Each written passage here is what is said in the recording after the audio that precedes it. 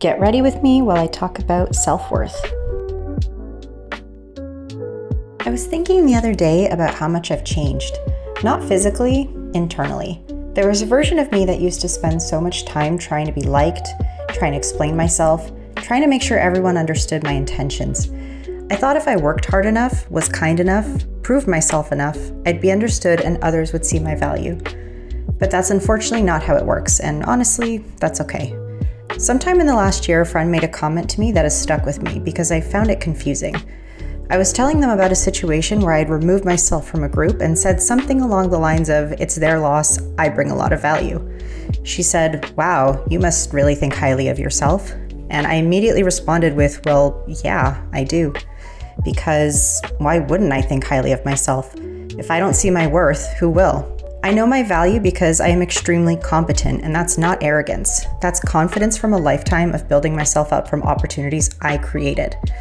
I am a first-generation Canadian. If your family aren't immigrants, then that lived experience is something that is hard to explain in a short-form video, but the short version is that it's very difficult to raise your socioeconomic status when you start with nothing. No money, no job prospects, foreign discrimination, no connections or network in a foreign country, no backup plans, and with a language barrier to tap it all off. And yet, my siblings and I all managed to go through post-secondary education in STEM fields.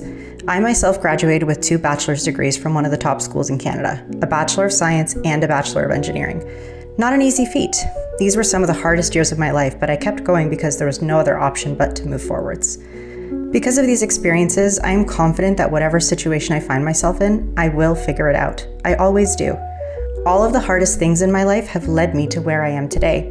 I made it through, and as an engineer, I am wired to solve problems and think critically.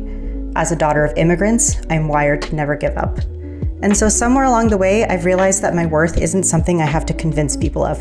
I don't need people to understand me or my actions if I know in my heart I did what was right for me and I did my best.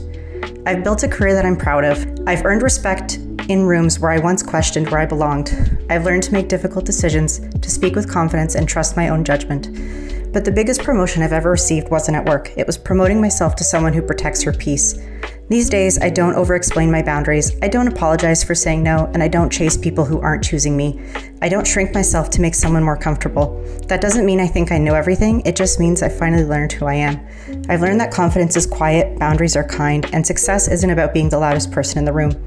It's about being the person who knows exactly what she brings to the table. Getting ready every morning isn't about becoming someone else anymore.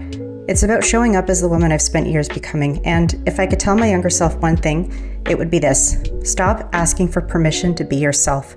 The people who are